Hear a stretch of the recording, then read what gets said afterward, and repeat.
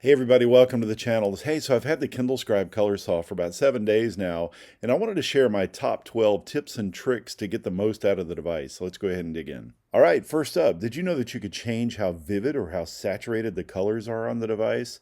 Let me show you that real quick. Okay, so this is a cover of a book, and the device ships in standard mode, but you can also switch to vivid mode. So take note of this colors. Look how dark or deep the reds are in the uniforms here. I'm going to swipe down from the top, and over here you'll see color style, and you got standard. You can touch on this and change it to vivid.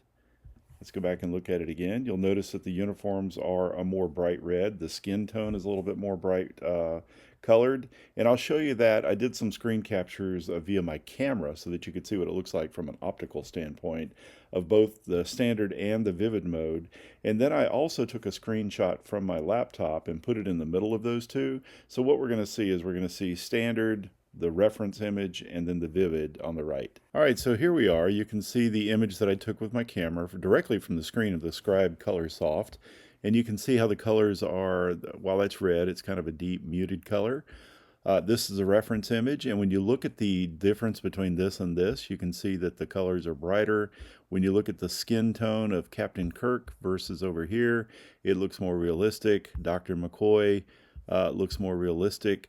None of them look as good as a reference image, of course, because it's e-ink, but vivid mode can really help you get the best colors out of your device. All right, this next tip is something that I've been using a lot. I've been carrying the Scribe for the last 7 days as my only device, just to kind of, understand it and get the feel of it and really do a deep dive into its use case. And I found that the handwriting on the Scribe is not as good, at least on the Scribe Colorsoft, is not as good as the previous version, 2022 and 2024. I've owned both of those. And it's a little bit more slippery, so I find that my handwriting is not as good.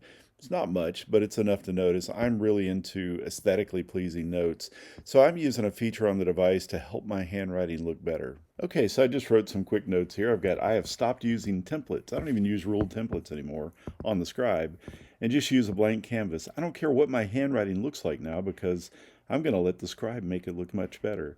And I can even write sloppy. If you can make out what that says, you're better than I am. I tried to write that as fast as I could, and I didn't care what it looked like. So I'm just going to tap up here in the middle top of the screen. I'm going to hit the AI button and say Refine Writing. I have the choice of refining just this current page or the entire notebook. I've only got one page in the notebook, so I'll just say current page and start. That took about 11 seconds to do.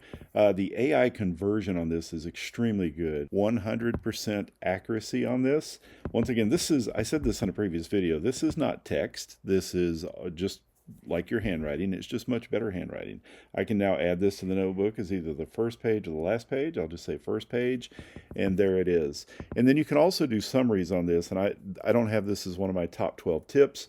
But it's certainly something that is, it's also in that same button that I showed you just a minute ago. So let's move over to our library and look at books. So I've got a book called Simply Said by Jay Sullivan, and I've made a lot of annotations, underlines, highlights, notes, and so on and so forth in this book. But I wanted to show you some tips and tricks about Active Canvas. So Active Canvas, once as a reminder, you can begin writing on the book, and you can choose to hit the check mark there. It will open up a space. It'll actually create a box where your handwriting is, and then the text will flow around that. But some tips and tricks about this is that I can hold down on this, and then I can expand the borders, make them wider if I want to, and then I've got extra room to write if I want to do that. I can also delete. But some other things that I can do with it is I can also move it around the screen if it's not where I want it to be. If it's not on the side of the screen that I want it to be on, I can also change the side of the screen as well. The next tip has to do with margin notes. So you can open up your margin notes here. You can just begin to write in the margins, anything that you want to write. Once you have finished writing in the margins, you can just collapse that as well. But here's what I want to show you. Now that I've got a note in the margins, it has a fixed height in there. If I start writing anywhere else, it's going to make a second note. But if I wanted to append to that note, I can just touch here. I can hit this downward button to expand the height of this note and continue to write in that note so that everything stays together. I can do that multiple times if I wanted to do that as well. So not only can I expand down the margin canvas, I can also expand right on the margin canvas by clicking this button here. And now I can write a little bit further to the right. You're limited to one move to the right, but you're not limited to the moves down the canvas, except for the height of the page. The next tip will be concerning filtering by color. So if I'm highlighting in a book, for example, I'm going to highlight this in the aqua color, and you'll see that it'll snap to the text. And then I want to highlight up here in a different color. Let's just say pink. Now I can go and filter by color as well. So I can tap up here at the top middle of the screen. Be sure not to tap over something that you've highlighted though. And I can come to this little icon here. And then I've got filters over here in the top left. I can click on my filters and you'll see that I have highlights or written annotations in pink, aqua, and blue. If I wanted to just filter to my pink highlights or annotations, now it will just filter to that and I can just look at those. So if you wanted to categorize annotations, highlights, underlines in a book, and then those categories mean something to you, like they tie to, to a specific topic, you can just go back and look at things on that specific topic. So you can also export the annotations in a book, the entire list of your annotations, just by coming up here and clicking the share icon. And then you can either export it to OneDrive or you can send it via email, and you get an email or a file, a PDF file that looks exactly like what you see here on screen with all of your annotations by color listed there. So with the new Kindle Scribe, there's a new section of the device that's called Workspace. You have Home, Library, Workspace, and more. This used to be Documents on the previous version of the Kindle Scribes, but the Workspace is a little bit more powerful. So not only can I have handwritten notes, I can go ahead and create a document with handwritten notes. I can also go into my library if I have a book that is associated with the topic that I'm working on. For example, the 5 love languages. I can click on this and say add to Workspace. And I'll add it to my book notes workspace. And now when I go back to that workspace, you'll see that I've got the note that I created plus the 5 love languages. This also works for documents. If you have PDFs or other EPUB files, you can bring those in here as well. So this next one is going to be 2 tips in one, so we'll count them as 2 individual tips. But you know that now in the Kindle Scribe and the new software update that was released with the new versions in 2025, you have the ability to connect to Google Drive, Microsoft OneDrive, for importing and exporting files, and you also have the ability to export to OneNote. What we're going to focus here on today is when you import a note, you can select, I've got OneDrive here.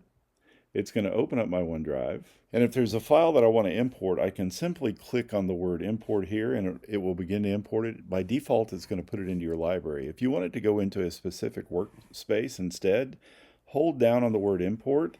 You can rename the file. You can click here and say add to workspace. You can change which folder within that workspace that you want to go into, and then you can click import there. You can also come into your settings and go to connections and go to Microsoft OneDrive or Google Drive if you have that set up.